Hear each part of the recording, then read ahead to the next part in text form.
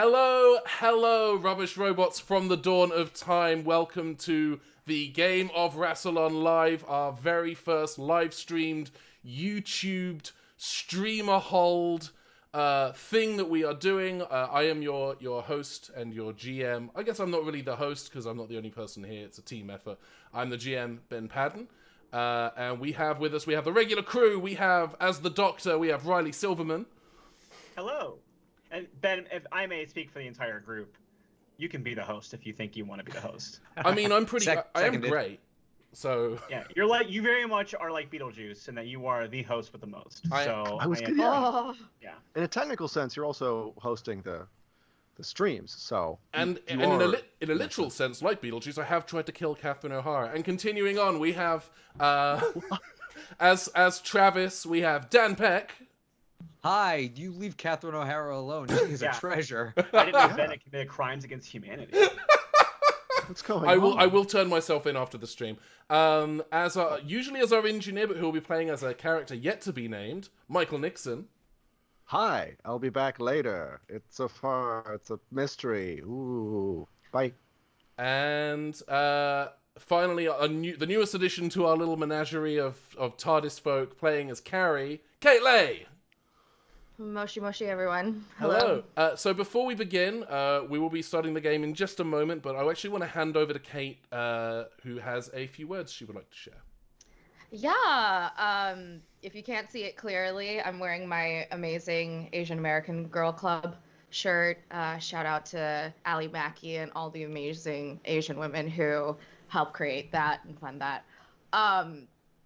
In light of recent circumstances, that's all I'm gonna say about it. If you don't know, please Google Atlanta, and it should be kind of the first thing you see. I don't need to really re-traumatize anybody by explaining what happened, but I did want to take this time with all of you who are so wonderful out there, because you accept my chaos, and that, you know, that's very kind of you, because you don't have to.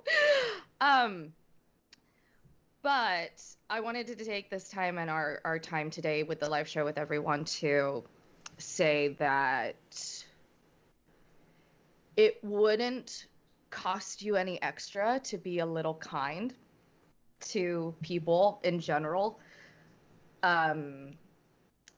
Maybe keep in mind that everybody has off days, has problems, has trauma of some kind. Everybody, even the collective trauma that's happening right now with the pandemic.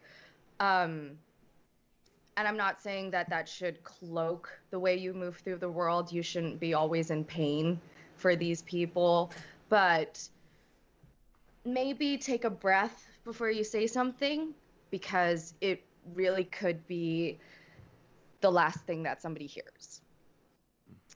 And then the last thing I want to say is hug your family.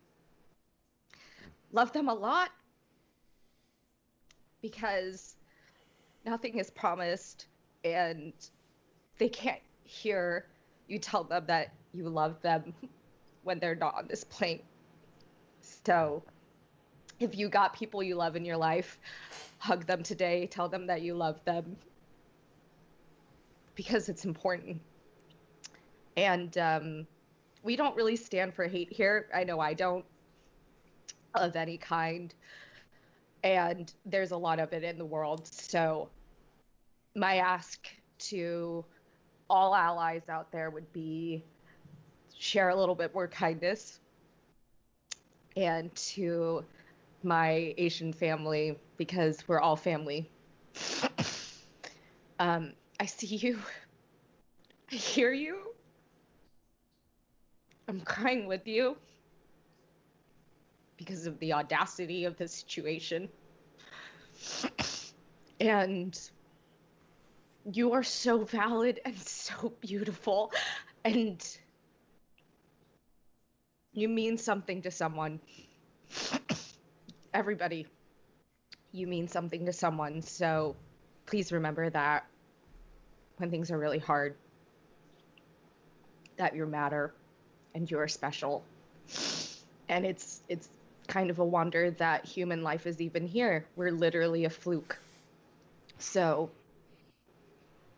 be beautiful, be kind, and tell those that you love them.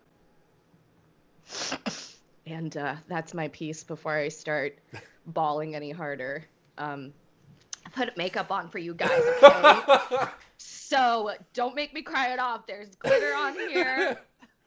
Expensive face glitter. You didn't just go down to Party City and just like grab sprinkles. You like fully, yeah. You're going for that tears down the face, bad wolf Rose at the end of season 1 look that you know. That's a fun reference you don't get. I'm gonna say I'm actually just impersonating Kim Kardashian's cry when she's like. No, but you're believable. Yeah. I'm a better actress. There's a great Doctor Who quote that Morgan Hatfield in the chat has just brought up, which is always try to be nice but never fail to be kind. And I think that's I think perfectly summarizes the I don't know. Sorry, no, I'm getting a bit wet-eyed. I don't know how we transition from that very beautiful, heartfelt message into sci-fi nonsense, but let's give it a go. I think we have to. I think the way to do it, Ben, is to then say never eat pears. Never eat. That's it. Yes. Okay. They're too squishy and they make your chin wet. I think that's really the crux of what Kate was trying to say. I just want to say on behalf of the rest of the cast and hopefully our audience as well, we love you. We love you so much, Kate. So. Thank you, everyone, and I adore you back. And as much as there has been Asian drama, we need to focus on Asian joy. So Let's have a little bit of that. And let's have some chaos, because who doesn't like that on a Saturday? I'm ready. I've had my water. I'm writing down "Let's have some chaos" as a Kate quote of all time. Yeah, there's your 2022 ribbon. Let's have some chaos. And also, when something goes horribly awry in this episode, we can all go, "Let's have some chaos." Let's have some chaos. I like that a lot. I'm ready. Also, if I hurt anyone's feelings just by generally being myself, and you start crying, you can just say, "No, it's from before. You're fine," and then you can yell at me when we're not on the air. Let's kick things off. All right, here we are. London, December 3rd, 1985. Our heroes, the Doctor, Travis, and Carrie, are leaving the Empire Theatre in London's Leicester Square, having just attended yet another glitzy premiere of a pop culture classic. This time, the UK premiere of Back to the Future. Yes! After an exciting night spent in the company of people watching one of the greatest films ever made for the very first time, followed by casual conversation with the film's stars, as well as some of the biggest names in British entertainment, legendary comedian Victoria Wood, game show host Bruce Forsyth, and that skinny blonde fella who used to be on All Creatures Great and Small, to name a few.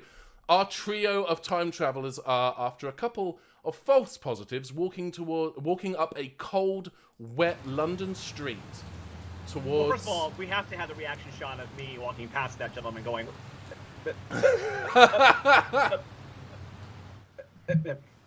Yes, you're walking and up. The doctor's been muttering about all the inaccuracies of time travel that were present in Back to the Future, and then she's like, well, and don't get me started. I mean, look, I don't want to spoil the sequels for you if you haven't seen them, but I definitely don't want to say to that because there are a lot of people here who haven't seen them yet. But I don't understand why there's such a specific instructions about fixed points in time and not being able to change things. But apparently Biff Tannen can do whatever he wants. And that's apparently time travel. I mean, what is he, a time lord? What is he, me? I don't think that Biff Tannen is a doctor because I know that like rules of time and space and continuity don't apply to like anything that I do, but I still feel like as a film narrative, it's fine. Don't worry, I get upset. It's okay. But what is your stance on having a DeLorean, Doctor? Oh, that's delightful. If I could turn my ship into DeLorean, I would, but it does not. And I've tried, but chameleon circuit, it's broken on the fits. Almost as much as my British accent, but I continue trying to do it anyway. So that's how things go. All right. Dan, did you have anything to add to that? Nope, I'm just enjoying this. All right. as I said, after a couple of false positives walking towards a couple of TARDIS-shaped objects that actually weren't TARDISes at all, you are walking up a cold, wet London street towards the familiar shape of what is definitely the Doctor's TARDIS. And as you enter the TARDIS, you hear the phone on the console ringing. In fact, it seems like it's been ringing for a little while. The ringer is hoarse, which is unexpected because it's usually a cat, being as it is a Garfield novelty phone from the early 90s. It is, however, a phone, and it is ringing. I hope you don't mind me making the phone on the TARDIS a Garfield novelty phone, because that image just... That fits extremely well with the idea. I'm surprised we haven't said that earlier in the past few years of this show. Yeah. For those who have not heard the description of my TARDIS on the show, I had crashed in the 90s and had to rebuild my TARDIS from parts, and so my TARDIS very much resembles a 90s coffee shop vibe. And so a Garfield, it's a Garfield phone, but it's also a Garfield phone that would have been ironic for whoever had originally established it for the coffee shop that I took it from. Boy, that doesn't normally ring, and mostly because the ring is so irritating, but I will... okay, and so I grab the phone and I answer it. There is a clip. Hello? What's all this then? Sorry, a little bit of accent humor. Anyway, hello? This is the Doctor? Hello? You called me? Excuse... Wait, you're the Doctor? Yeah, you called, so I don't know. I'm sorry, I just said in case of emergency. I thought you were a story. This is incredible. Hello. I need your help. A case I'm working on has gone. It's gone a bit awry, and I've lost track of my father, and I've come to investigate his office, but the only thing left was posted. It just said, in case of emergency, call the number. So I gave it a call, and the woman from my bedtime story says, answer the phone. This is incredible. I thought you were a myth. This is wild. Right. Well, I hope you brushed your teeth and flossed. But I will now. Jeez. Oh, well, you should have. I mean, that was part of the story. Anyway, flossing's... First of all, who's your father, and who are you, and where can I find you? Oh, well, I guess...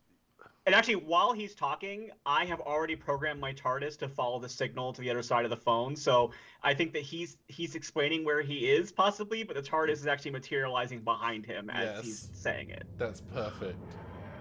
Yes. Oh, so I probably definitely should have started that, yes. Oh, hang on. And then I hang up the phone, and then I walk over to the door, and I go, let's do it this way. Hello. I'm the Doctor, and who are you? And I'm like leaning out the TARDIS door. Hello. Again, definitely floss, but I'm the Doctor, and who are you? The person who turns around, I want to imagine in a very film noir kind of reveal through lighting shot, the whoosh of a khaki trench coat, as all three legs turn to and the green-faced, multi-nostrilled, two-eyed visage of someone who looks familiar but is turns to you and says, "Hello, I'm Grog, and I've lost my father, Fnog. He talks about you a lot." Oh, get out! Oh my gosh! You're Fnog's boy. Yes, yeah, he's my dad. He's a great dad. So he finally got out of the TARDIS. Oh, that's right, we dropped him off. A lot of He used to live in here, actually. There was like a whole town. There was a murder and lots of stuff. But then I eventually dropped. Oh wait, are we on Legopolis, or did you all spread out and go somewhere else? We Dad moved a few years after. We're actually on the planet Trope. It's a lovely world. Oh yeah, I've heard a few of them. You can't, people just keep talking about Trope all the time. They're dropping tropes into things, and it's just very, very annoying. That's exactly what my dad said. He was like, "Oh, Trope this, Trope that. I should check it out for myself." And he came here and he was like, "Oh, I want to stay. And then, I came into the picture a few There's a few lot years of later. problematic tropes, from what I understand, about your population that are here. I'm not going to name any of them because actually describing them is very offensive because then it might traumatize people. But I just wanted to. I hope you're not a problematic trope. I just hope that you're. Sorry. I hope not. Well, I am also a private detective, so there are the sort of various entanglements of law enforcement being sort of tricky. But I sort of continue Okay, yeah, with the family business. that is classic trope. All right, go ahead and explain. So your father, so Fanog is missing. Yes, he was investigating a criminal ring of counterfeit transmat receivers. I had a little paper. And he's disappeared. I don't know if the transmat thieves or the counterfeiters or however if they've stolen him or grabbed him via transmat or some sort of nefariousness afoot. Okay, wait. So if the counterfeit transmat, so they don't actually function as transmats. They're like, or they just. I don't know how a transmat could be counterfeited. So what I'm gonna do now Is ask me to tell you what you know. my mouth will open and the GM will speak words. Basically, there are these counterfeit transmat receiver pads. And that's just restating what Michael said. Yes, yes. See, you and me. Teamwork. Because they're counterfeit, they're made from it's like when you buy a knockoff iPhone or those hoverboards that people were buying that would catch on fire because they're not legit. The counterfeit as opposed to the real yeah. hoverboard. So I've spent a lot of words saying the same thing. Sorry. When you said hoverboards that were counterfeit, real quick digression. I know we have a limited time. My brother bought when Back to the Future 2 came out. My brother bought a fake hoverboard that somebody had sold him, and it was a scam. And it was just a skateboard deck that had been wrapped with something and looked like a hoverboard. It didn't actually work. And so when you say that's what I was thinking of, and not the actual electronics that are called hoverboards that Colony Stark rides around on. Yeah. So I understand what you were saying, but that's why my brain went to that weird place. But as opposed to real hoverboards, they're really real hoverboards. I apologize. Continue. Sorry. So because they're made from cheap, it's like buying a knockoff iPhone charger brick where it will catch fire or melt or I don't know fuse into the adapter, the power adapter on your Samsung phone, meaning you have to buy a new phone. Naming no specific events that may have occurred to me or my girlfriend in the last 6 months. So because they're made from counterfeit parts, it's very hit and miss as to whether what is being transmitted to the pad is going to arrive in, you say, one piece. So if you are a person, you're taking your life into your hands. All right. And Grog says that with his with his green-faced alien mouth. Wow, you had a slightly different accent. That's interesting. All right. So he used the counterfeit pad, or he was just trying to unlock the counterfeit pad ring? I certainly hope he didn't use one. They've been leading to all sorts of terrible injuries and explosions. Molecular destabilizations, that sort of thing. Very dangerous. He would be not great, as to put it slightly bumpily. So okay. It would be not grape. It would be a jam. Yeah. I like to imagine that on the wall of his home there is a very intricately framed "Your Grape" sticker that has been placed and is lovingly in a place of honor amongst a mantle or something. Oh, it's probably the family coat of arms at this point. Yeah. It's like the household gods. Oh yeah. Our badge has a little grape on it. It's a little grape. But people don't know the joke, or in their life, are wow, the Fenarks love wine. They're just always going on about it. Lava, it's the tewa. The tewa. It's another trope. Wine losers sniffing things. Anywho, oh god, I'm lost. What was I talking about? Help. Your father. I hope your father didn't use the thing, because if he did, he'd be very injured. Sorry, I was just so distracted by the open door to the transcendental space behind you that is clearly larger with two other people staring at me. Yeah, I wave. Hi. This is Carrie. And this is Travis, Hello. and they are my friends. Travis. Oh wow, that's. Yes, hi. I'm friends with your daddy. What grade are you in? I'm sorry, I'm not great with kids. I think he's an adult, Travis. I think. No, I know, but because we know his dad. older than you, and it's weird that you called his father his daddy. I'm Yeah, a did fully you grow up grown with a- 8-year-old adult. How dare you? Right. I'm But still reeling from Back to the actually, Future. I'm sorry. now I'm actually a little more okay with Travis because you're only 8, but still, it's weird. You shouldn't have. Okay, that's fine. Yeah, did you go to boarding Honest- school? Like, Honestly, calling daddy. his father daddy is a trope, so I think it actually makes a lot of sense. But I actually call him my father. It's weird. Snogger. Sorry, Carrie, I apologize. My father's stories did not include you, but I imagine you're pretty cool if you're hanging out with these folks. Anywho. It's been a ride. I'm picking up on that. I would tell you about several of them, but most of the people watching have not heard those yet, and I don't want to spoil it. It's not just the adventures that have occurred, it's the ones yet to come in Season 3 of the Game of Rassilon, already available at thegameofrassilon.com. It's like jazz. It's the adventures you don't hear. So, like, early Big Finish stuff is what you're... Sorry. Sorry for time, baby. Forward to the War Carrie is going to be coming very soon. It's going to be delightful. So the War Grog box set, lots of the war trope. It's a trope. I believe that's called War is Not Grape. But anyway, let's get back to the plot. Sorry. Well, surely, yes, the Grapes you're of Wrath, surely. Anyway, yes, that's... Sorry, I'm very nervous because of my father being missing. Yes, he was investigating the counterfeiters. I think he'd gotten a lead on where they were assembling maybe the counterfeit transmat pads or something to that effect, but then he vanished. I certainly hope he was not captured by a transmat pad because that would be really bad. Does your father have like a room with like pictures up on everywhere and strings connecting that we could like take a look at and maybe figure out the case? You know, not quite a murder board, but just a crime montage. Does That's he not have the right a word. Pepe Silver room? Yeah, there's the infamous Pepe Silva system. Yeah, Absolutely. yeah. You feel me? Here's the issue. And Grog gestures to a bulletin board that would have housed that. You're sort of stripped bare. And then gestures to the rest of the office where everything is sort of strewn about and trashed. Yes, it's let me describe the office that you're in right now just quickly.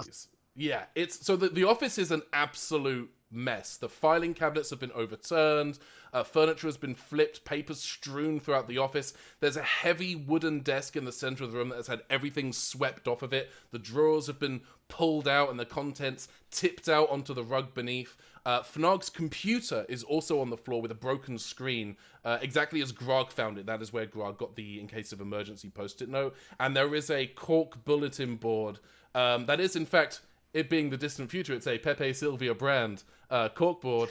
But everything there are all these spaces where pins had been put in that have been pulled out. And anything that looks like it may have been pinned to that wall. There aren't any newspaper cuttings. If there's anything in that mess, it's not immediately visible to you.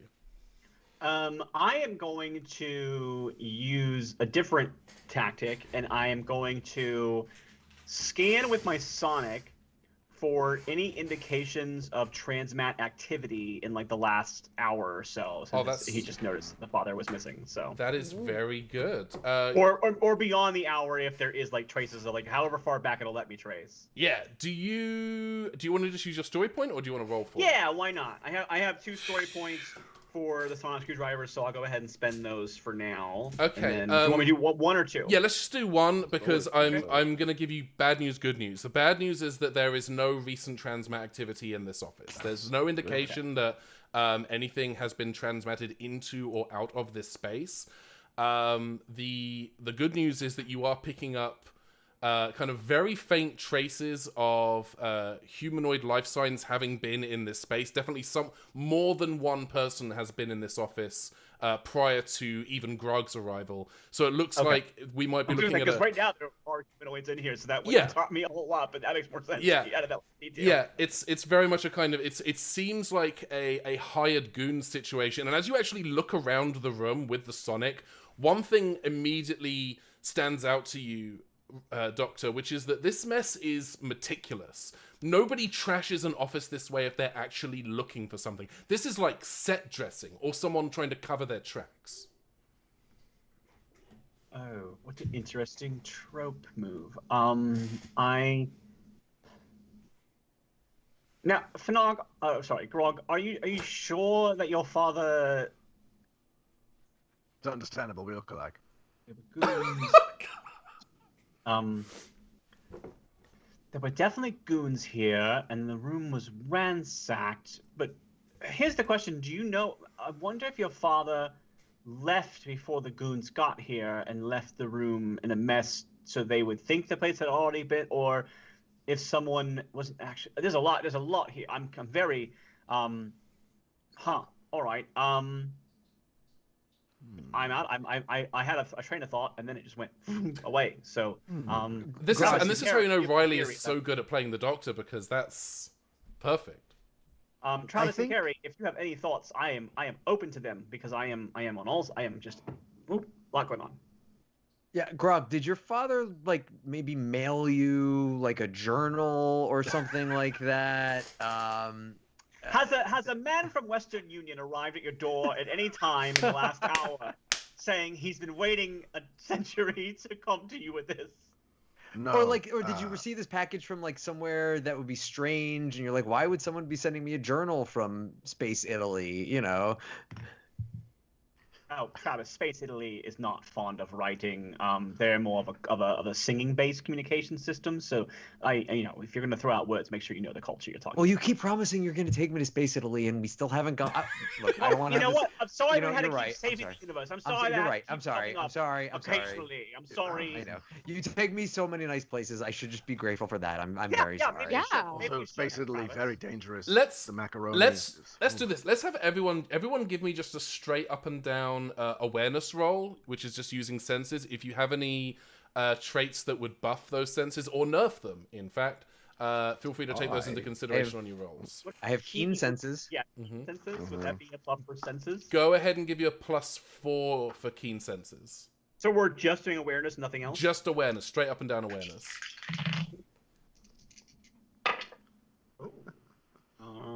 I got a 16 with my keen senses. Cool. 12. 12. I got a 14 with my keen senses. 14. And Michael? 14. 14. 14 specifically for sight. That was the sense I picked. All right. Travis, you and this is slightly more obvious to you anyway because you are tech sensitive.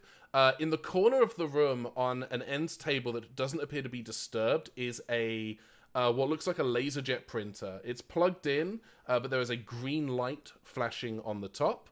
Grog, the Doctor, and Carrie, you notice there appear to be scuff marks on the rug underneath Fnog's desk, indicating that the desk may have been moved at some point in the near future.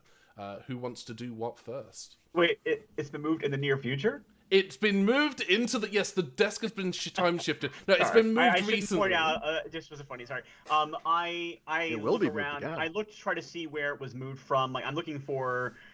My immediate thought is maybe there's like a hidden floor, like a door in the floor, like a trap door or something that like I'm looking for what the desk might have been moved to obfuscate or what it was moved out of the way of. So the marks on the rug indicate that the desk was moved almost entirely off of the rug, like pulled off from one end. Mm-hmm. Okay.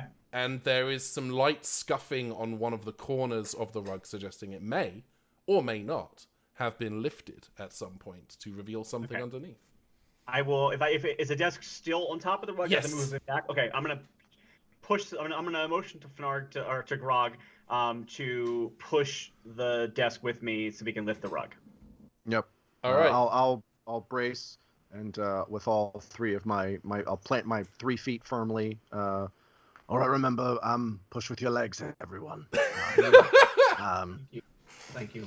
All right. I'm not going to have you do a roll because we don't have time. We lift up the desk and reveal, not reveal, but certainly the rug is now free to be lifted. Should you wish to try that? Cool. I think I'll help the doctor pull that away and see if there's a. I think I'm picking up what the doctor's putting down. I live on a planet called Trope.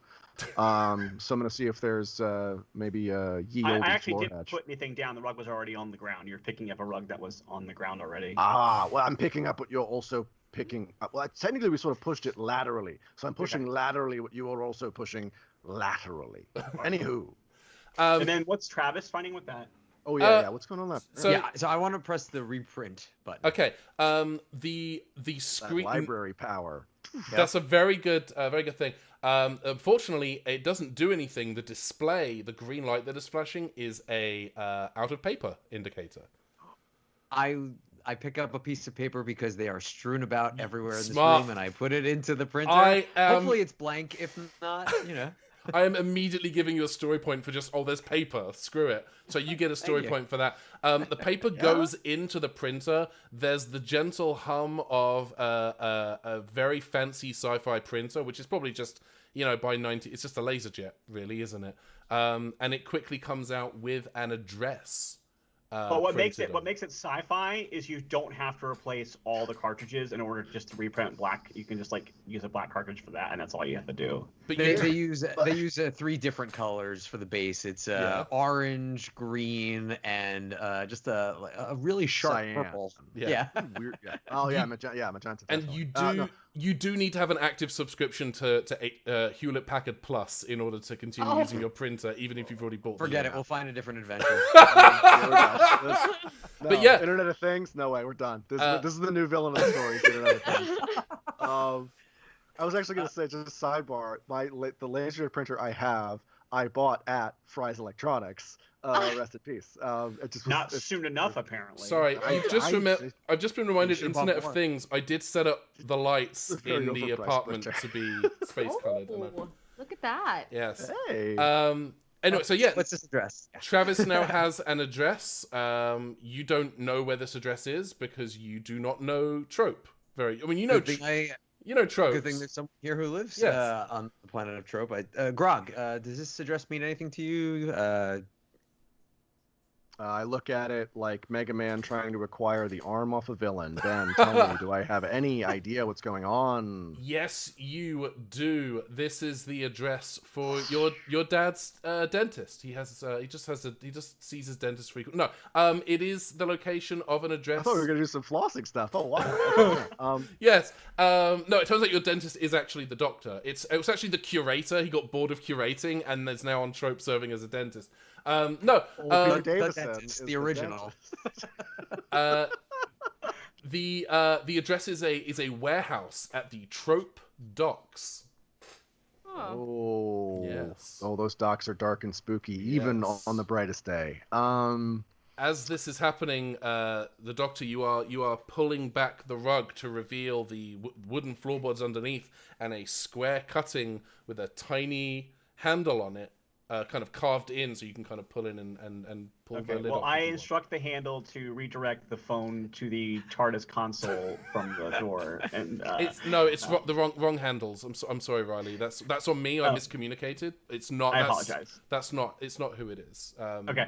I first of all, I check for traps. No, A large rock! I I was do gonna actually actually suggest that. I do actually look to see if it's booby trapped in any sort of way. Okay, yeah. Give me $50. No, give me. I'm not gonna do that. I'm not gonna do that, Ben. You gotta haggle. I already got you a Harley Quinn DVD set. You I'm not did, gonna and give thank you $50. so much for that, by the way. Okay, so 25. Give me ingenuity, and I'm gonna call it survival. Interesting. All right. Okay. That's not great. It's only a 12. That's a 12 that I rolled. The very good news is there's a very simple trap that is wired on this. That it's someone has taped a Cheeto to the underside of the lid, so that if you pull the hatch off, if you check it later, you can tell because there's crumbled Cheeto underneath. That's really all there is. It's just you would guess Fnog's way of determining if someone has looked in this hatch before. That's kind of not a great trap because even when Fnarg were to open that, there would be Cheeto dust. Yeah. But Well, I digress. Well, Listen- I assume that Fnog has a backup supply of Cheetos that he can replace the original Cheeto with. Actually- right? He probably isn't using fresh Cheetos. He's probably using a stale bag that has gone bad, and what else are you gonna do with them? I guess make a Yes. weird, complicated trap system. But well, this is the thing. You open the hatch to. it's actually a very good trap because whoever breaks into this is gonna have that dust on their fingers Yeah. for the rest of their life. You so- don't need. You Can don't we follow need the to. Cheeto dust? You don't need to dust for prints because the prints are everywhere. There's orange handprints all over. It's like the first episode we of Falcon just and the now Winter noticed Soldier. No, you open the hatch to reveal a perfectly preserved bag of Cheeto. No, there's a hatch There's a square cutout for something very small and rectangular, but it is empty. Someone has gotten to this hatch first. Chester. Chester. Turns out it's Tony the Tiger, and he's getting into cheese. Gronk, He's tired of people saying you're grape instead of they're great. It's just really just kind of sticking in his craw. He's like, I had one. Just cut to Ben frantically retyping end of adventure. Gronk, do you know what was in here? Do I know what was in here? You do not know what was in here. Your father Unfortunately, I kept a have no lot of idea. secrets from you. Well, you know, fathers and sons who don't communicate, classic trope. All right, that's okay. So I think our first lead then, it seems, would probably be the docs that Travis unlocked the information for. So that is probably our best bet to go there. If we were going to like move forward with anything and advance the story, let's the plot thickens. Carrie, you should definitely grab your softball bat now. Oh, yeah, we forgot that last time. That was not fun. Last time we Not recorded or the last episode that released? Because actually I think both. Both. Well, then why specify, Ben, if you thought it was both? I mean, come on. Well, because Teamwork. I like to remind our audience that there are exciting new adventures to come in the Game of Rassilon, available to listen to in your favorite podcasting apparatus of preference. I like that you're just throwing in like these tiny commercial breaks for this Yeah. thing that people who are watching probably already know about, but it's great. But Yes. I love it. I love it. I'm good at Hey, three Ben. things. Hey, Ben, Yeah. can I ask you to please not patronize our audience and instead ask them to become patrons of our Patreon so they can unlock extra They adventures? should patronize us. Yes, you can. You can support the show at patreon.com/RassilonPod if you would like. We did drop a new adventure this week that was GM'd by Riley. It's very exciting. Yeah. How are you going to get to the docks? You have this address, this printout. How do you want to get there? Rob, Do do you you have have a a vehicle? Do you have a car? Do I have a cool flying car that flies? Sure, why not? Let's do that. That's a trope, yeah. Yeah. So glad your flying car flies. I Otherwise, was hoping we'd get a little more noir-y, and I rewatched Blade Runner 2049 recently. So let's hop in my flying car. Yeah. Well, I'm in the midst of rewatching Batman the Animated Series, so I'm all about going to a Yes. dock right now. Yeah, like that's what we're doing. Then I want to go watch Harley and Ivy become my OTP. All right. Let's take. I also like I was hoping we get very noir-y, so let me do the film that is technically not itself noir, but a play on noir. All right. All right. it's a trope. I was hoping we'd get the samurai film, so I got a lightsaber. I prepared for this by watching Detective Pikachu, which, as I told Michael the other day, is kids' Blade Runner. Moving swiftly You know on. what's really, just super quick, I was thinking that Michael might have been a Pikachu when he was on the phone with us during this adventure. I'm not kidding. Oh, we gotta restart, and I'm No, Detective I Pikachu love meeting for Snark stuff. This is 30 fantastic. We gotta find more IPs that we can just flagrantly I use. love coffee. Man, I love Detective Pikachu. You said I love coffee right when I was taking a drink of my coffee. By the way, I realized when we started recording, because this is like a Starbucks coffee. Yeah, I just noticed. different game. I just realized how bad at business we are that we haven't already like made and sold a Tim Shelton's Respects the Bean coffee cup graphic. We need to do In the that. chat, Chat, please if you would sound like to buy one of those, let us know. Sound off if you would buy a Tim Shorten's Respects to the Throw Bean it up on coffee like mug. I have a Republic. Redbubble. I can just do that. Yeah. Yeah. That's gonna happen by the Redbubble. end of the week.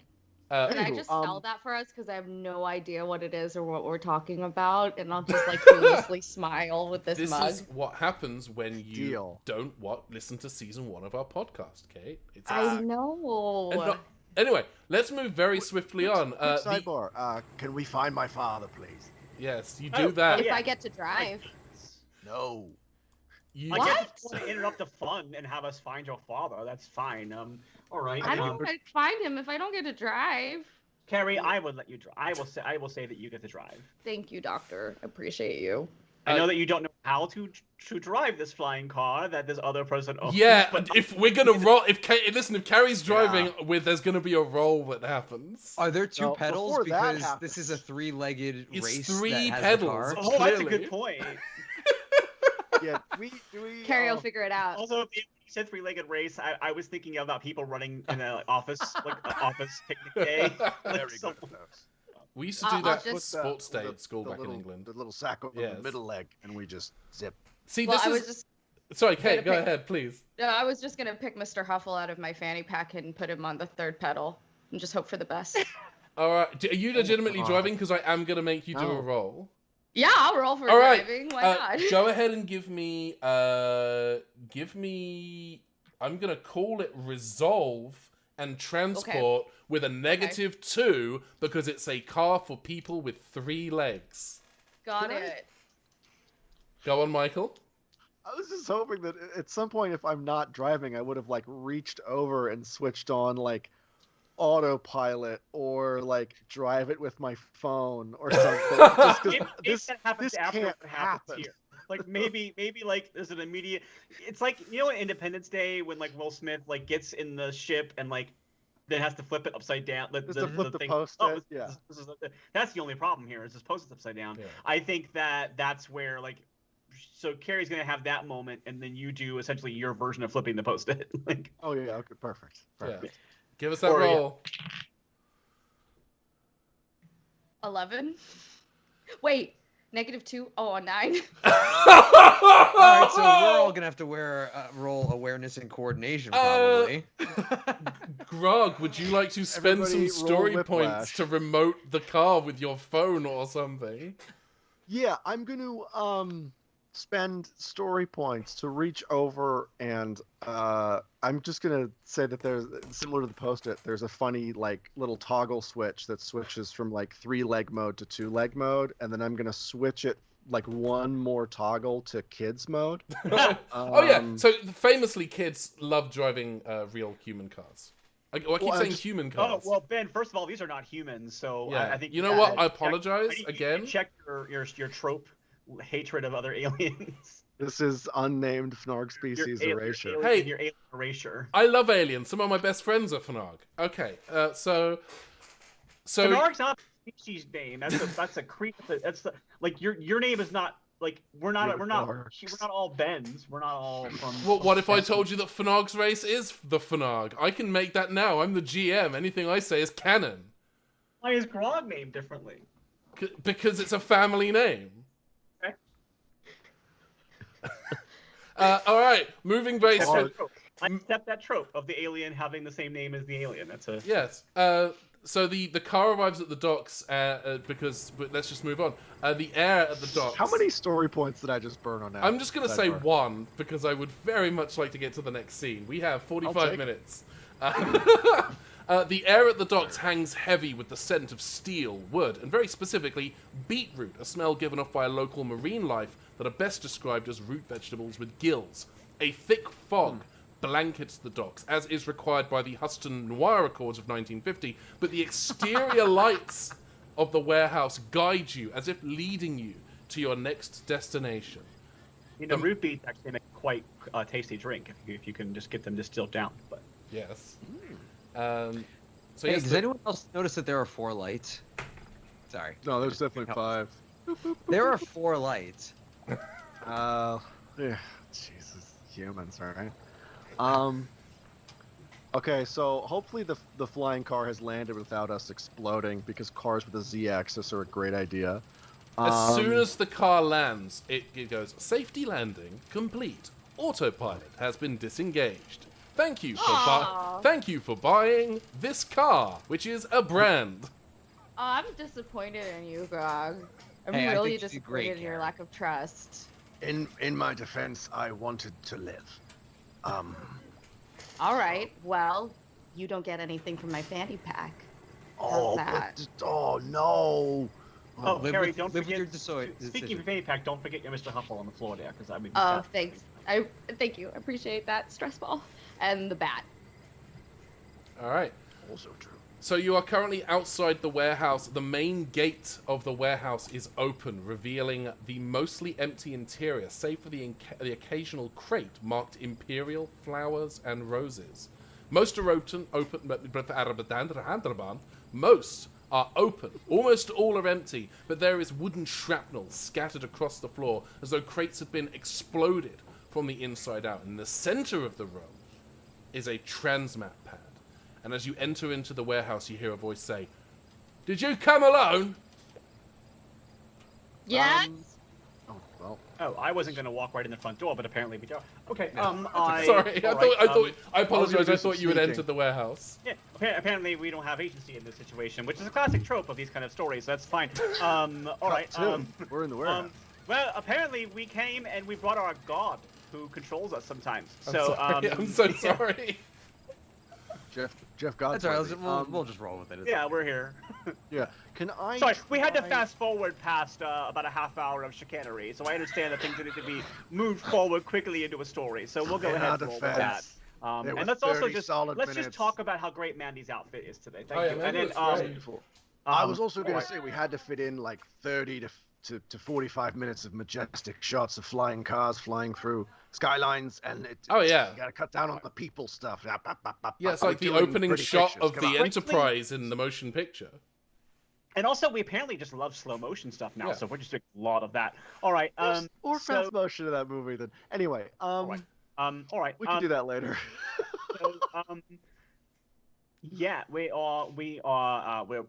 I guess there's 4 of us, so we technically did not come alone. If you're being strictly technical on it, but we're all we've got. Yeah, except for maybe a cat back, but he's not with us. So No, she's not- there's we got so much backup, lots of backup.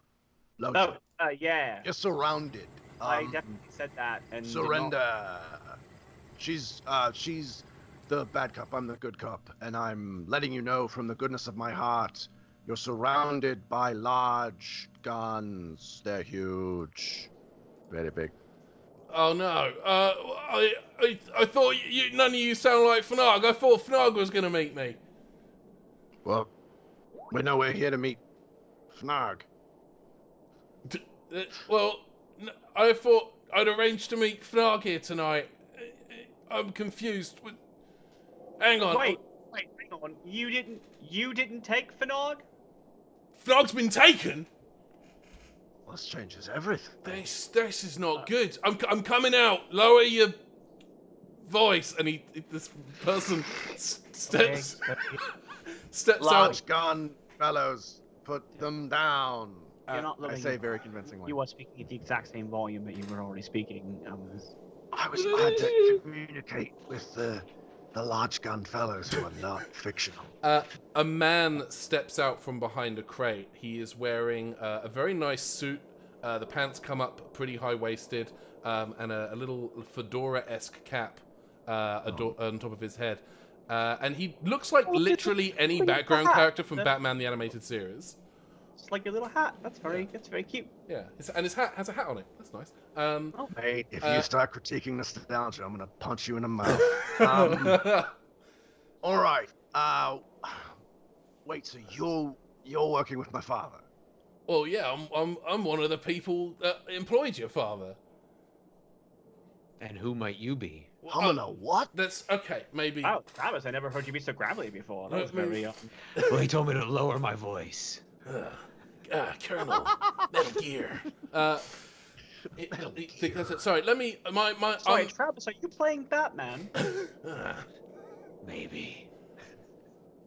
Wow, I'm that sorry. Trav is exciting. Okay, I like this. So yeah. Sorry. I'm a local business person. I run a small business, and me and 2 other local businesses kind of pooled Okay, our you know you're making it resources. sound like a criminal. Listen. Yeah. Okay. Me and a group of Listen, businesses all right, let me- got together, let me- formed a conglomerate. let and, me start again. What? Let me Come start on. again. My These name. businesses are organized. My name. My name is Johnny Legitimate. And I, My name is Henry Benry, and I run Imperial Flowers and Roses. We're a local flower shop, and we're very small. We've only been here a couple of years, but you can't grow flowers on Trope because of the orbit from our sun, so we have to import them. And the trouble is that when we're importing these flowers using these transmat pads, all of the transmat pads on Trope are counterfeit now. So it's 50-50 whether we're going to get our goods, and this is affecting a number of small businesses. So we're losing money. So me and 2 other local businesses, we pooled our resources to hire Fnark. so that he could get to the bottom of it and figure out where these counterfeit transmat pads are coming from and stop them, because it's killing local business. You gotta shop local. He's right. That's not true. But you're not shopping local if you're importing flowers from another location. So You technically can't shop. We are shopping the local solar system for flowers, if that's we're expanding the definition of local, but you can't grow roses and petunias and lilacs and lilies on trope. It can't be done. So if you want to buy flowers, you have to import them, which is what we do. But the shipments get ruined. They get half of the time our flowers don't make it. More than half of the time, in fact, our flowers don't make it. You see all this wood on the floor? That was our last shipment. It detonated on arrival. That's not good for us. Well, I would say that there is actually an ethical issue with bringing in outside species to an ecosystem that doesn't sustain them. So maybe you. I mean, like, I want to find Fnog, and I definitely want you to be able to make a living running a business. But I do think that maybe you should consider a business that doesn't require a resource that is not native to this world and this region. I just feel like that might be something that I don't want to tell you how to run your business, but I am literally telling you how to run your business, because I do feel like that might be something to think about. But we do very meticulous community. We do very meticulous research. We only import species of flower that will not be invasive to the local ecosystem. We've done a lot of research. Again, roses, lilies, lilacs, petunias. Like, that's pretty. Well, much I love the a good spread. rose. That's true. So flowers have been coated in hand wavy. It's a special chemical that allows them to be inert to the plot and not cause further problems. Yes. All right. I'm gonna walk over to the transmat pad, because now we know that this pad is faulty, or at least had something to do with faulty stuff. Yes. So I want to crack it open at like some sort of. There's got to be some kind of access hatch on this. It's a piece of technology, right? And hopefully it doesn't have those crazy 5-lobed screws from Apple products. Anyway, so I want to see if there's like some. I'm going to go ahead and guess. Someone who is literally carrying a screwdriver. That's a good point. Oh, wow. You know what? You're right. Carrie, why don't you crack this thing open? Yeah, Carrie, is there anything in your fanny pack? I need this rig, so I'm going to step away while Carrie. Actually, I've got a stress ball in here. I've got a USB pack. We've got some Band-Aids. I could just bash it open with a bat. Yes. Now we're talking. All right. If you want to do that, go ahead and give me strength and athletics. Okay. Let's see. Strength. Okay. And is she getting an addition for her bat? Oh, hell yeah. Oh, it's a +2, right? +2, for the bat? I believe, yeah. All right. Let's do this thing. That is 16. 16. You bring your bat down hard onto this, onto the transmat pad, and the top ring pops off like a cheap imitation of the real thing, like it hasn't been properly welded down. The ring surrounding the top of the pad just pops off, revealing the circuitry inside, and to immediately to Grog. Wow, everyone's just going to do that, huh? To Grog, the Doctor, and Travis with his augmented sci-fi brain. The three of you can immediately see that this looks almost but not quite like a transmat pad. It's very shoddily manufactured, very hastily put together. The necessary protective shielding isn't on a lot of the components. There are exposed wires. There's sparks coming out of it, although that may be because Carrie just went Ace Dorothy Shane on it and smacked it up with a baseball bat. It doesn't look even remotely legitimate, and just straight away, none of you would step on this transmat pad if your life depended on it. I have a question. Yeah. To the Johnny Flower Shop. Henry Benry. Henry Benry. I just wanted to say, Mafia. So you had a functioning transmat pad before, and then someone replaced it with this one? Well, what used to happen is we used to get shipments come from off-world on carrier crafts, but it's so much more expensive. And then suddenly there's this influx of affordable transmat pads. And who are we to say no? Like it's a huge upfront expense to set up the transmat pad, but it is still gonna save us money in the long run in terms of shipping. So we were like, okay, shut up and take my money. Who set up your transmat? Yeah, I suddenly have a hit. You know what? I don't have a company name. It was just kind of a local. We were just reached out via Electrocom. We got a message on just a standard Electrocom message offering us this affordable transmat pad, and we leapt at it. Frankly, I'm not gonna lie. So a telemarketer called. You fell for a telemarketer. It's entirely possible we fell for a telemarketing call. Yes. I don't think whether or not it's possible. It's definitely what happened. You've described it exactly as it is. Okay. You fell for it like a great big fish, mate. I am going to now that I have this counterfeit transmat. I am going to. I think it's gonna be more of a role with the Sonic than it would be a story point usage of it, because I'm going to scan it and I'm looking for like traces of technology. Because even though it's a counterfeit and it's not a real transmat pad, it should still have like signals and wiring and like technology involved in it, like a certain component that sticks out like a sore thumb. Yeah, so I'm looking for like details about it. Something. This is like pinging in the back of my head a little bit, like it's familiar to me, but I can't quite place it yet. Okay. And so I want to like look for things that like are familiar to me or something I might recognize. Okay. How do we want to do that? Do I want to have you do a roll with the Sonic, or do you want to roll for yourself? How are you?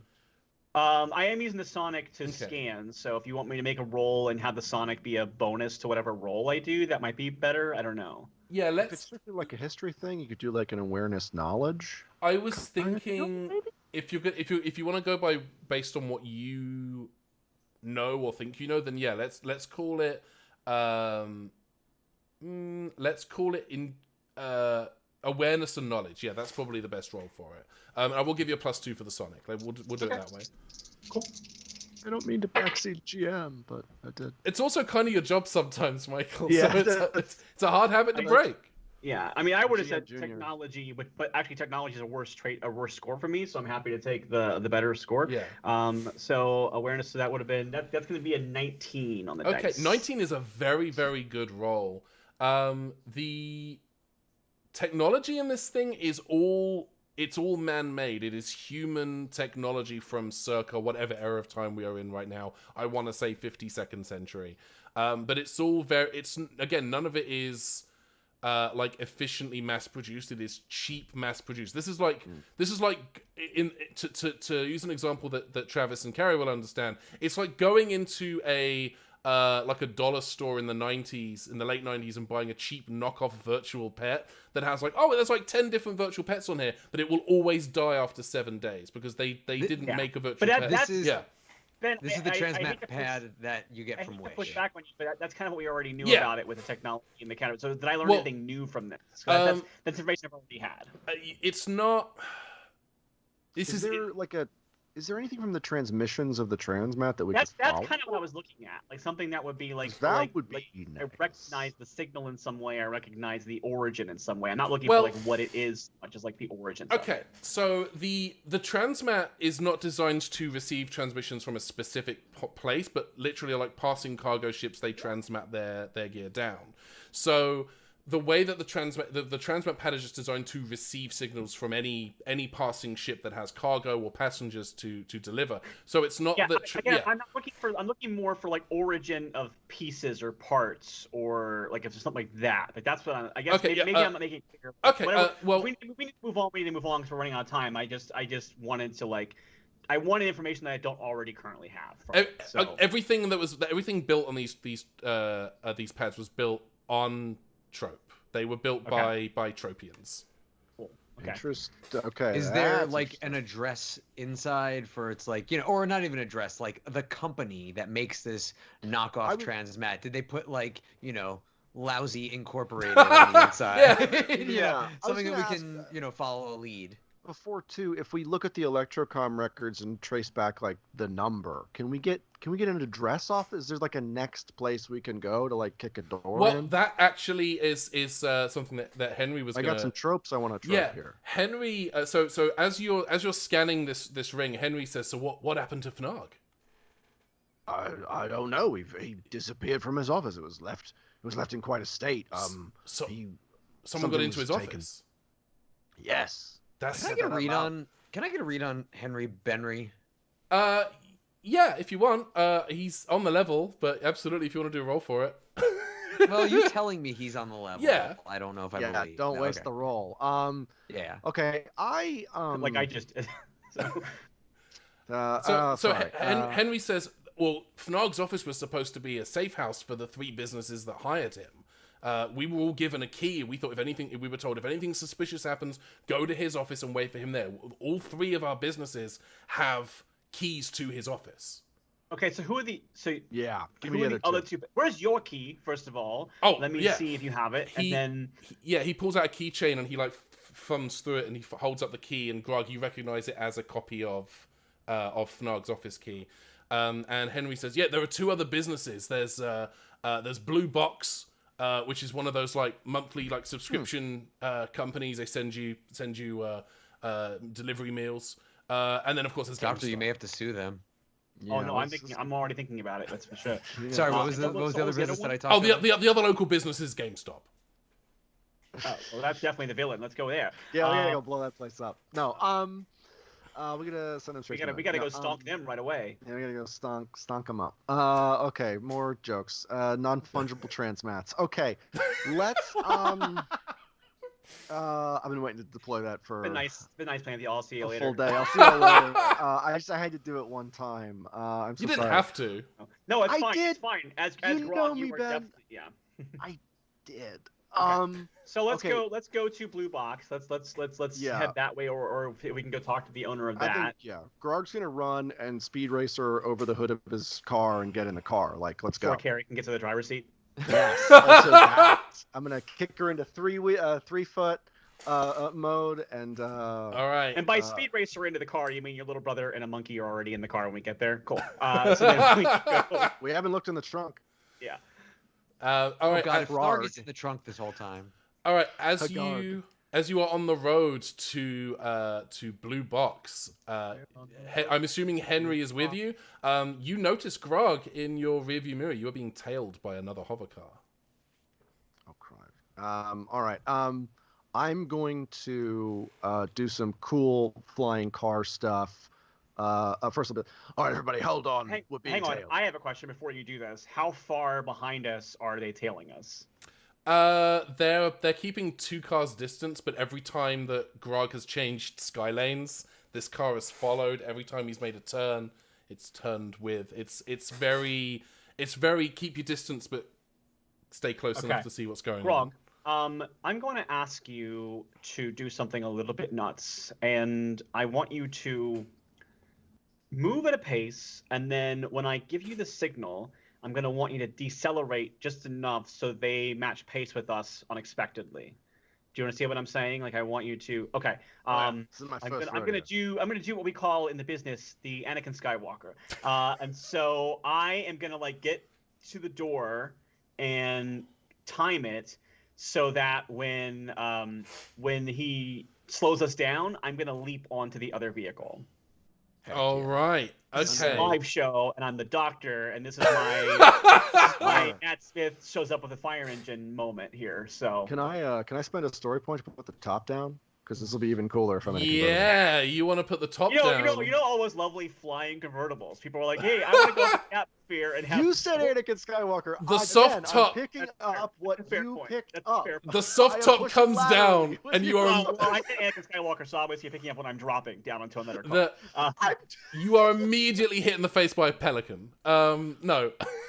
So I said Anakin Skywalker, not Fabio. Yes. Fabio I'll wrestle the Skywalker. Pelican, Doctor. You handle the jump. All right, so you want to drop down to the car? Yeah. All right, go ahead and give Cool me down. coordination and athletics. Okay. That free story point I got earlier for whatever it was, I'm giving it to you, Riley. All right. So whatever you do, you're going to bump it up by 1 success level. Okay.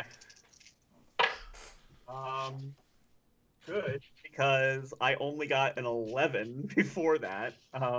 Because coordination is 4, athletics is 3, so that's 10, and I rolled. Oh wait, no, I rolled a 14. Sorry. 14. Okay, 14 puts you in. Where's the difficulty chart? Wait, no, that's so 4 plus that. Yeah, I had 7, and then I rolled a 3 and a 1. So yeah, I rolled an 11 before the bump. Before the bump. So that's going to take you. So an 11 actually. 11 actually is bad. That is a straight up and down fail. With the bump, that takes you up to no bump. I will toss my own story points into the mix, however much you want me to spend on top of Dan's to land, because I think this is an awesome doctory moment, and I want to. I don't often burn my story points hero moments, so I will do that for this. One point will get you up to yes, but, and 2 will get you up to straight up yes. Or if you want to go all the way and go for yes and, that's 3. Yeah, I'll go ahead and spend 3. Why not? All right. You drop down onto the car behind you, and the car. It's not behind you anymore. It's below you. They were also trying to kind of mimic the car. Also put their soft top down as you were dropping, so you land in the seat between these two. Okay, yeah, my yes and is I land between them. And I land quickly, and then I go. And then I say, "Lovely day for a drive, isn't it, gentlemen?" You bonk their heads together. Because I don't know how to drive this car. They panic, and you see one of this kind of square-shaped goon, who it looks like he has a hell of a time finding suits that fit. Like everything in the world is too small for him. But you see him go to pull And while we're on trope. You see him pull a staser from his inside jacket pocket. I see him try to pull a staser, yes. but I'm going to do my Venetian and fight him when he tries to do it. So. Okay, staser. Go ahead. I'm just saying right now, if Riley succeeds, Travis is going to try to catch that staser. All right, go ahead and give me strength and fighting, please. Okay. Can I add anything based on the fact that I know Venetian Aikido? Yeah, I'm going to definitely give you a +4 for this is not your first time using Venetian Aikido. Nice. That's awesome. That's a nice bump. Thank you. So it's a 7 to begin with. Plus 11. Okay, there we go. Now that's a roll. Now this is pod racing. It's gonna be a 19. Okay, yeah, that definitely beats his attempt to not have the staser knocked out of him by the Venetian Aikido. You bop him. Is this like a bop? With a 19, what is that level? Is that yes? I mean, that definitely. I would say. I mean, you are enough above his roll that it is a yes and. Okay, so I hit it. He drops it, and then I don't know if Travis. I don't think you would be able to catch it if I'm down in another car, right? I can. I figure I can spend story points to I'll move the car into alignment. Yeah. Okay. If you want to. Yeah. So I catch it and I chuck it to Travis, and that's how Travis definitely gets it for that. That's So Travis now has the staser. I don't want to stress, by the way, I chose staser because it is a Doctor Who sci-fi weapon. It doesn't indicate any specific persons or people. Okie doke. But Grog, that was 3 story points to move the car into position. Okay. Travis, you now have a staser. And the Doctor, you are now sitting next to one unconscious goon and another goon who is shocked and stunned by your appearance and does nothing. But the driver is definitely kind of constantly looking back at now there's this person in the back of the car, and you can see him start to turn the wheel. What do you want to do? And I go. I think I advise that you might want to land the car safely, and we can have a nice conversation. Is that going to be a voice of authority situation? Sure, why not? Yeah, go ahead and give me presence and convince with voice of authority. How much does that add to it? Voice of authority, I think, adds 2. Okay, cool. Okay. Oh, now this is podcasting. All right, that is going to be... somehow I rolled the exact same thing as last time, so it's a 19. I'm rolling snake eyes every time right now. This is... Yeah, so he's like, okay, and he turns the car, and Grog... It's actually not podcasting, we're live streaming. Yes. Now this is live streaming. It will be a podcast. Yeah. You're still right. Yeah. You're technically correct. The best kind correct. Grog, you watch the car with the doctor in it kind of start to turn and make a landing. Conveniently enough, not too far away from where Blue Box's offices and warehouses are located. The doctor, as the car comes to a stop, both of the goons in the car who are still conscious are kind of now slightly intimidated by your presence. And the driver says, "What do you want to know? What?" Well, I want to know, first of all, I want to know where Fanog is, because that's like the number one thing that we're trying to figure out here. But number two, I want to know why you think you can come down to a perfectly nice planet full of problematic people and mess them all up with the transmats that don't work properly. It would have been so much easier to make just working transmats. Why didn't you just do that? You could have had a profitable business. We just work for the boss. The boss is the one who makes all the decisions and choices. Well, then take me to your boss. Okay. And then the car lifts up and floats slightly down the street and then parks outside of the Blue Box offices. All right.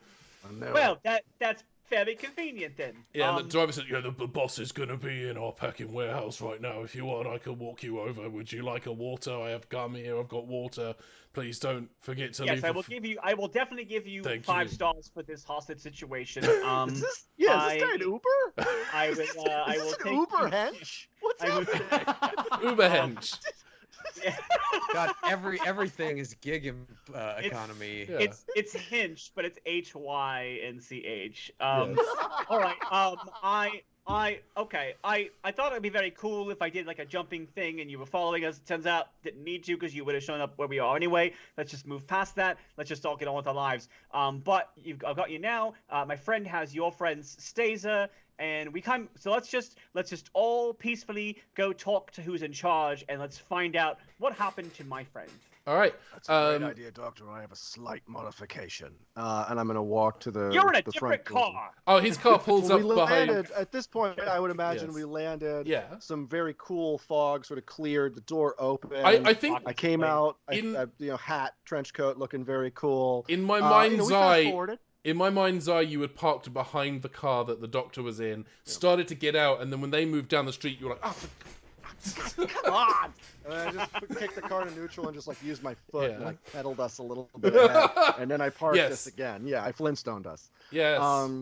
And then I get so I go to the Get front door most of Blue Box. All that stuff happened 5 minutes ago. I walk to the front door of Blue Box and I kick in the front door with my middle leg. All right, you kick in the door to the warehouse. Apparently it's the Grog show. I was trying to. I'm trying to find my dad. I don't know. what's Yeah, going on. I was trying to find your dad too. I thought maybe we wouldn't kick our way in and maybe call someone to shoot him. But no, go ahead and do your thing. It's fine.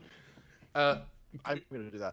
So I'm going to kick the door open and do a very tropey film noir down on one knee, pull out my stun pistol. Extremely cinematic. All right. You get down on your knee and you propose to. Yes, I propose to shoot these people who stole my dad. I will shoot every single one of them. Go on. You see a row of computers. You see conveyor belts packing. It's a subscription box service, Blue Box. And on the conveyor belt, into a machine that appears to be packing boxes, you see your father, Fnather, slowly inching towards the conveyor belt. And sitting at the computers is a man about 6 foot tall. He's very, very skinny. He's very pale. He has no hair. And he turns and he looks to you and goes, "Ah, hello there. I see you're here to follow my plan with about 17 minutes to go. How are you doing today?" I actually really just want my dad. So can you just hand over my dad? We can have a whole other reasonable conversation after that. Call it a day. You're caught. Sounds great. What do you say? No, you see, there's still plenty of time for me to never monologue. works. How would you feel about that? What's that? Would you want to tie a bow on this? I mean, I'm down to monologue if you're down to hear a monologue. I've been practicing. Are you on the way here? All right, here's what I think. Fnorg is going to stand up. Grog. I did it. Fnorg is going to stand up, sort of get ready to run towards his father, and I'm going to drop the clip out of my stun pistol and chuck it at this guy's head. Oh wow. Okay, I need you to do a roll then. I need you to do thought so. coordination and athletics, please. Oh no. Oh God. Okay, so that is 14. 14 is no but, which means How that much? Let's spend a couple of them old points. one story Find point out. will get you up to yes but, two will get you up to just a straight up and down success. I'll take a yes, but if it distracts bad guy. That's 1 point. Yes but, yeah. So Yeah, I'll take the 1 point. yes. So yes but, how do we want to do this? Yes, but the weapon hits him in the face. But the gun lands within reaching distance of him. He is able to now grab that gun. No clip. There's no clip, but that's how do you know he doesn't? Gotcha. How do you know he doesn't have a clip of his own? I've got story points. I can spend them how I want. How do you know it's the same gun? All right, anyway, I'm going to keep running towards my dad and let other characters do character things. What is everyone else doing right now? Why don't you go? You've yeah. I'm doing slow-mo. Yeah, the conveyor belt. Fnog is on the conveyor belt. There is a bank of computers with a tall, pale, bald man in a very nice suit, kind of now holding this stun gun without a clip in it. What would you like to do? Probably follow him bat ready. I feel like that's a very Carrie. Like, I mean, her last thing that she did was bust open the floor. So I mean, this is only a progression from there. All right. Yeah, maybe we can give that conveyor belt a thwack. Nice. Okay. Travis and the Doctor, what do you want to do? I'm going to look around to see if there are any of the pseudo transmat pads in this location, like ones that haven't been moved anywhere else yet, that are kind of like around. Yes. It's funny. If you had not asked that, I was going to do the exact same thing. But please, it is all you. I actually all think you. you and I can do this together because I was going to Teamwork. use your beautiful, technologically adept brain for part of my plan. Cool. So, Gorgeous gamer brain. Oh, um, Enough. Yes. Bluetooth, that sweet brain. There is a stack in the corner of this very same warehouse of those same hastily assembled, cheap knockoff transmat pads. There's one on the ground not far from the computer that the guy is sitting at that is plugged into the computer system, but the rest are kind of stacked up. Some are in boxes, some are wrapped in bubble wrap, and some are just loose. I'm going to look at Travis, and I'm going to, hey, Travis, you know that pad that doesn't work? Mm-hmm. I'm going to chuck my Sonic to you, and I'm going to go, make it work. And then I'm going to run towards Fenarg. All right. Let's go back to Grog. Grog, you reach Fenarg. You and Carrie reach Fenarg on the conveyor belt, with the Doctor also approaching from another direction. And Actually, you know what? I guess if they're going for Fenarg, I'll run for the guy that's running the system. yeah, perfect. And yeah, Fenarg looks at you. He's strapped to this thing, and he says, "You son, you got to get me off of here. You got to get. I can't get free. All three of my legs are strapped down. All 7 of my arms. Yes, we have 7 Oh, arms. Dad, always speaking the obvious. And I'm gonna try and unwind the ropes off of him because I would imagine Yes. he's tied up or some Yes. sort of thingy. I'm getting at that. As you're doing this, Fnog turns and yells to the Doctor and says, "You got to get him away from that computer. He's going to overload the transmat system on Trope. He's going to make every transmat pad detonate. It's going to kill thousands." This guy Oh, sucks. It's funny. I had a very similar idea. Hopefully, No, Travis, that's the opposite of what I wanted you to do. Don't- Just stick with- Oh, don't worry. Don't worry. I've got an idea.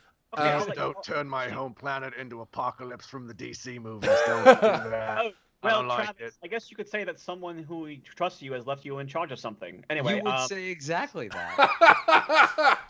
I guess between the Doctor and Travis, who wants to do their thing first? let Travis go. Okay, go for it.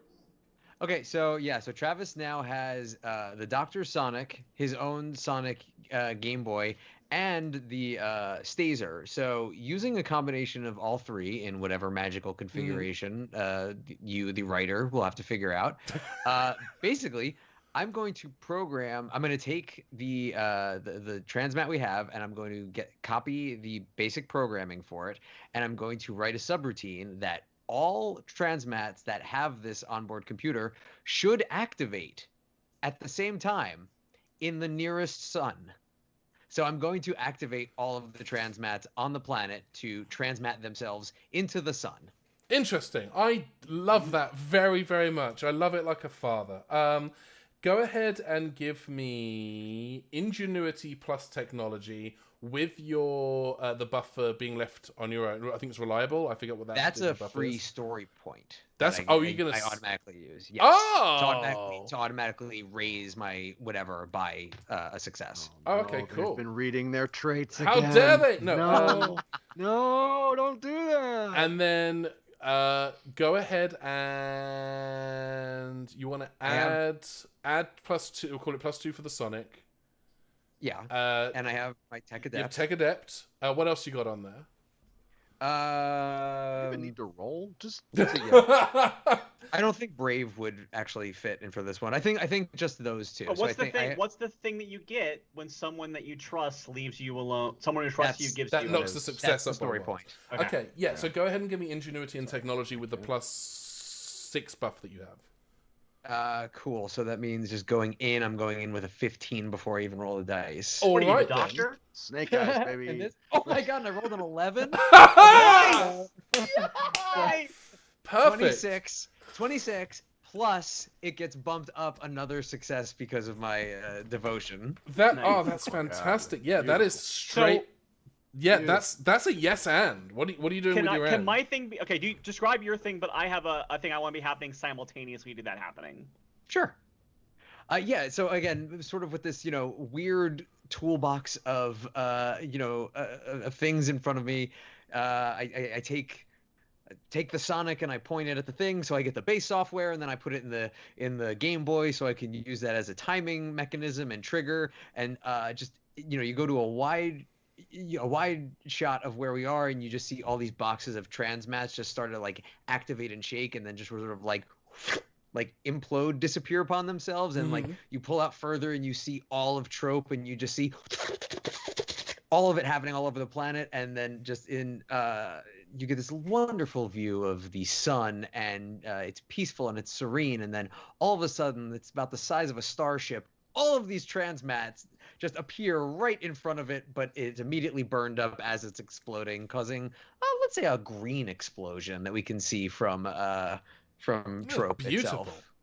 I'm going to say that while that was happening, yes, I'm going to say in the time that it took Travis to program his algorithm and stuff like that, I made it to where the baddie was at the desk, and I do a fake out where it looks like I'm going to like push for him.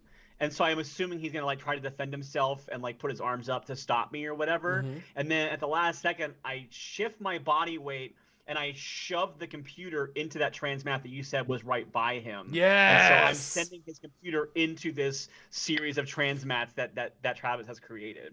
That's fantastic. I'm not even going to have you roll for that. That is fantastic. That's such a good idea. Yeah, you push his computer system into the transmat, and it blips away just as as it falls onto the pad. So everything blips away except for the conveyor belt and the blue box goods. And the villain stands there and he goes, "No!" And I say, your assets have been seized for copyright infringements. That's what it was. He goes, "Curses!" Let's stop. Let's edit. Let's put an edit point in. Let's put an edit point in right here. Riley? I go, your assets have been seized for copyright infringement. No one will ever know that I thought that line. Ever know? It's a secret to everyone. Yes. You do that. The villain is kind of standing there, just kind of stunned by what you've just done. And Fanag walks over with a pair of handcuffs, and he claps them on the person. He says, "Martin Freeman, you're under arrest." And before he's led away, I'm gonna walk over to the incredibly named Martin Freeman, and I'm just gonna say, Pick a number from 1 to 3. 2. Perfect choice. I'm gonna kick him in the gut with my middle leg. I have to say it is not good to kick someone who's already in custody. But that's. Oh I'm sorry. He stole my dad. And Yeah, that's fair. That's fair. I admit I have a bit of an anger management problem. I'm sorry. Cut to Well, exterior. I would say, oh, sorry. Go ahead. Cut to exterior the blue box warehouses sometime later. A consortium I have boxed out the blue box. Yes. I have changed it to say bad box. Bad box. I love that. a consortium of independent detectives are taking Martin Freeman into custody, and the warehouse of blue box is being nailed shut for good. Fnog is standing there facing his son, and he says, "I want to thank you for coming to find me. I didn't know you were going to go on." I'm gonna pull him into a big hug because I'm used to how cry it out into my shirt. Oh, Dad, That's my son! You do that. That's my son! And he Just give him a just big keeps slap on the saying, back. "That's my son" a lot. And then Fnog pulls himself together and he says, "Thank you, Doctor and Travis and Carrie. We've met before. Canonically, I've decided arbitrarily." Carrie. Yes. I walk up to Grog and I start fishing around in my pockets, and I will spend a story point for this because I don't want to do a resourceful pockets roll for this. I fish around in my pockets and I go, "Grog, you did a very good job today helping us find your father. I would say that you, Grog, played a critical role in this happening today, but I would like to give you this," and I hand him a sticker that has a bumblebee on it, and it says, "Unbelievable." You can have that as a freebie. I'm not having you roll. I'm not having you spend story points. You give Grog the sticker. Yeah, I think Grog, I imagine you put it on Grog's lapel in a sort of like giving an award to this kind of way. And Grog looks at it and looks at you, and just a single tear goes down his face. Grog does not do big cries. Or maybe he does. I don't know. I don't want to tell you how to live your life. Grog is much like parents and kids. He keeps his sadness to himself. He's more of an angry. Can I want to do something. Can I spend all 10 of my story points for a post-credit scene? Yeah. What is the post-credit scene that you want to do? Yes. While there's this emotional moment, Travis turns to Carrie and says, I think they left the keys in that car. What do you say we go for a ride? Yes, rock on. Now this is pod racing. Yeah, I still don't understand this Here's reference, what you guys. Here's what happens. That you do that, and we jump in the henchman's car, okay? And the doctor turns to Carrie, and she says, "Roads? Where we're going, we don't need roads." And then she drops down her sonic sunglasses, and then the car picks up, and we just see it fly towards the camera, and that's the end of the shot. That's the end. That is Into the sunset. Yes. Riley, The you're song just perfect. that plays us out is the end of Grease, where they're like, "We go together." That's just playing as we're- How as many- we're That's going off my the car. sunset. No. And then I'm going to spend my story points for a post-credit scene. Samuel L. Jackson turns around inside a room. No, kidding. Sorry. A green Samuel Jackson around. I'd like you to join the Grog Vengers. Arg Vengers. There it is. The Arg Vengers. Yeah. Yes. The Arg Venger Initiative. Yes. Ladies and gentlemen and variations thereupon, thank you so much for joining us in our very first ever live stream show. It's been an absolute joy. It's been fun watching the chat as well. There's been a lot of love for Fnog in the chat, a lot of love for Grog in the chat. Sandy commenting on said, "I'm not sure if it's more or less creepy to see Ben do the Fnog cry in person." Listen, I have this face all the time. I have to look at it.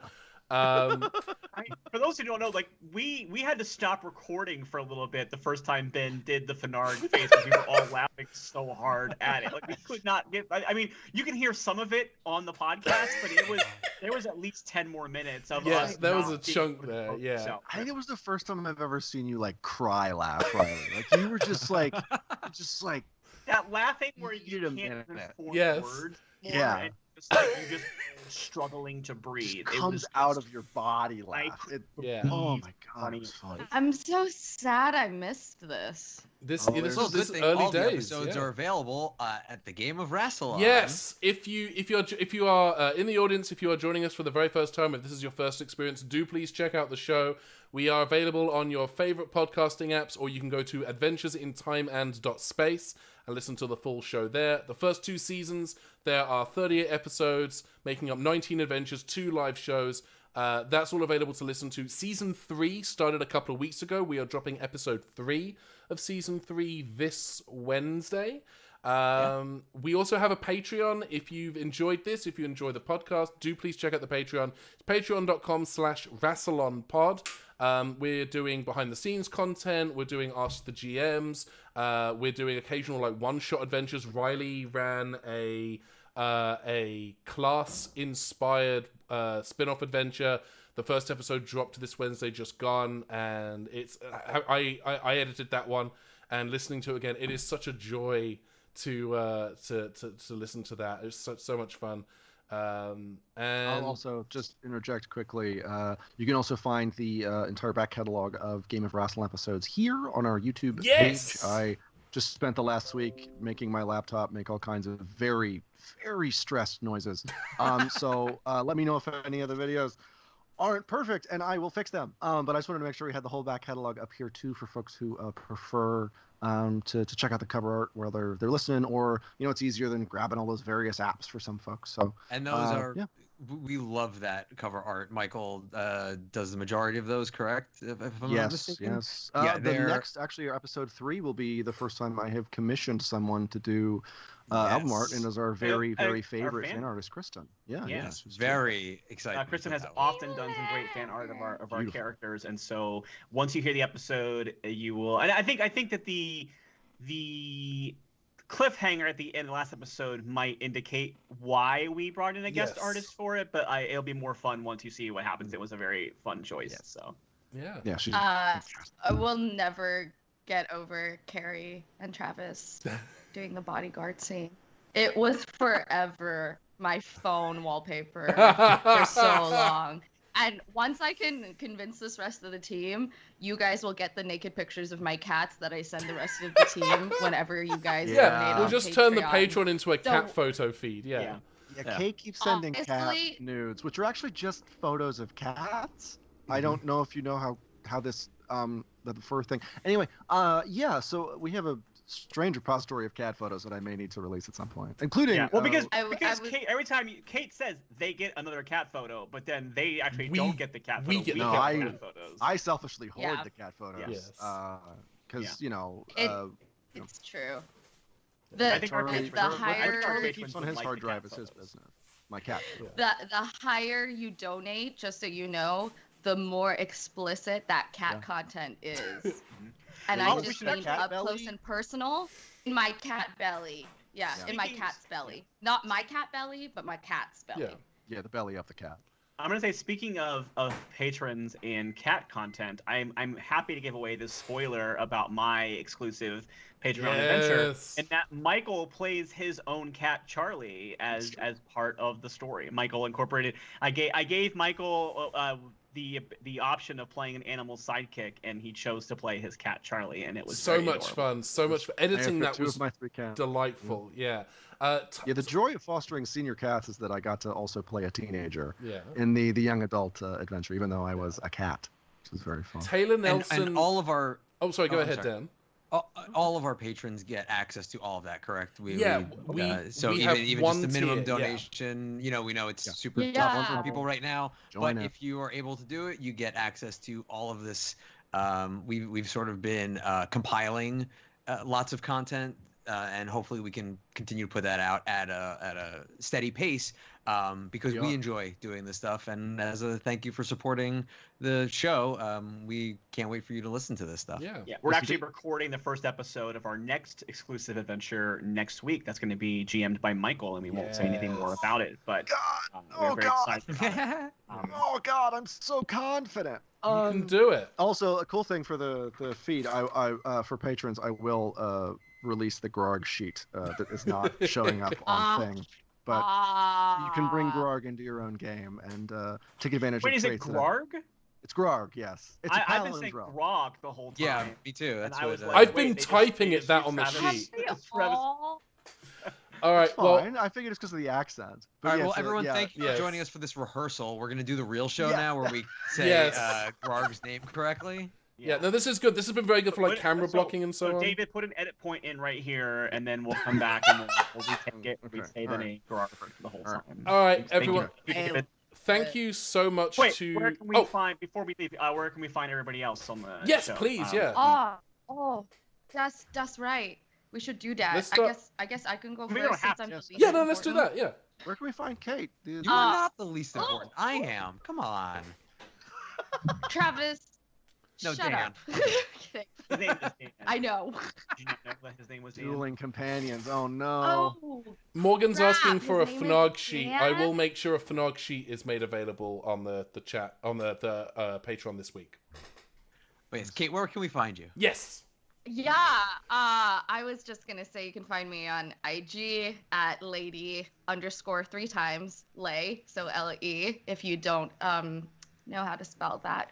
And I just wanted to drop in a little thing. If you want to help out your fellow Asians, please donate to Red Canary Song. They're a great organization that has always existed, and they're just really doing some excellent work right now. There's also a GoFundMe going out around for AAPI. Hashtag Stop Asian Hate, as well as hashtag Stop White Supremacy. Oops. Absolutely. She's right. Michael, where can we find you?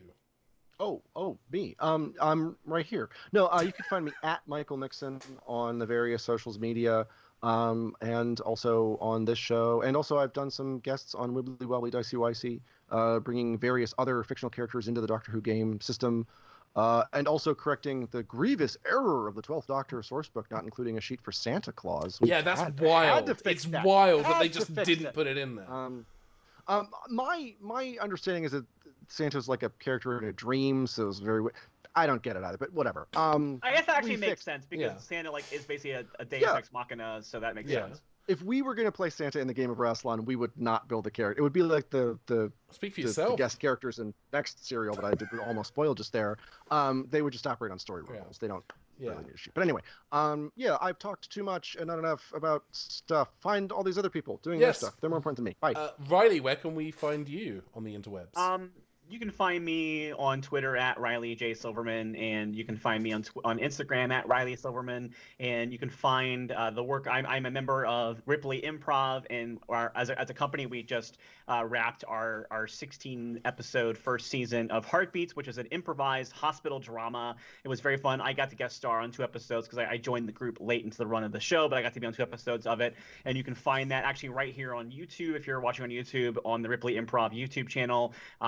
And that's great. We're going to be doing some fun one-off shows for the rest of for the month of April, and then we're coming back in May with a secret news series that I'm very, very excited about. It's a genre that is very near and dear to my heart, and the format is very exciting. It's really utilizing the Zoom OBS format that we've been using in a very specifically tailored for online way. So I'm very excited about it. That's all I can say about it for now. But follow us. Go ripleyimprov.com, and I just looked this up and it says the Game of Riley Salon. What is this? So it's actually a show where I'm playing a character named Professor What, and a doctor. Traveling. I was gonna joke about Heartbeats that you're not playing the doctor, you're playing a doctor. Yeah, on Heartbeats I'm playing Dr. Ashley Love on Heartbeats, and it is because there was already Jessica Lynn Verdi, who created Heartbeats along with Mary Shifo from Star Trek, they created the show together, and Jessica played Annabelle Love, and then I play Annabelle Love's half sister Ashley, who joins in later in the season. So, Dan. What's And now I've you said can- your name at the same time as Michael. I own Michael's soul. Cool. Yeah, you can find me on Twitter and Instagram at DunePook. It's like Dan Peck with O's. Yeah, I don't have anything else to promote except these wonderful people who I play the game of Rassilon with, and I just Yeah. realized we have to do when the Dune RPG comes out. We're gonna have to do Dune Pook. Oh, like, yes! It's gonna be good. We're They gonna have to also- go to the sands of Arrakis. baby. I never have a problem. The spice Like- always flows for me. It's great. Ah, It's great. it's just Spicy the baby, the benefit of my nickname. So yeah. They also just announced a Transformer RPG. I've been seeing ads for that. yeah, that's Very- Not Transformer, sorry, Terminator. Oh, Very funny. different. Oh, so we'll be able to play with the Dan Pecticons. So that's actually perfect. I have a very funny quick story that I'll tell because why not? When I was like 11, I wanted Doom, the video game for the PC, and my dad went to the store and came home with Dune, the adaptation of the movie game, but it was almost like a real-time strategy Yeah, game oh, that that game's so good. insanely hard, but I loved it, and I ended up loving that game, and then I got It's Doom, so and I good, enjoyed yeah. that. Oh, that rules. Oh, that's funny because one time I wanted I can't remember the name of the original game, but I wanted this really awesome violent fighting game. My mom only let me play Lee Trevino's putting challenge, so I And you can find me on social media. I'm Ben Paddon. I'm on Instagram. I'm on Twitter. I am infrequently on Tumblr. Most of the stuff I'm working on at any given time is available online. Mostly it's this at the moment, the Game of Rassilon. But my girlfriend Mandy and I, Mandy is back there. Streams. Yeah, beautiful We'll be launching a podcast on Thursday. Hopefully, we're going to be doing a rewatch podcast of The Nanny. The sitcom starring Fran Drescher, we've been talking about doing it for a while, but now that the show's coming to HBO Max, it just makes sense for us to time the first episode. I know what you're all thinking. Yeah. Yet another podcast about the nanny, but I Yeah. promise No. you, this one is going to be a take like you haven't seen before. Because it's You might gonna think features the an space is actual flooded, British person. but yes. But yeah, that show will be called Out on Her Fanny, and I will be tweeting about that during the week. And we're going to be doing 2 episodes a week. They're going to be short episodes, but they are going to be twice weekly, hopefully. beautiful. And that's it. Thank you everyone for watching the stream. If you have been watching, thank you so much. If you are catching this later, thank you for checking us out. And you're all wonderful, beautiful people. Laugh hard, run fast, be kind. Thank you, everyone. You're all unbelievable. Bye. You're breathtaking. You're breathtaking.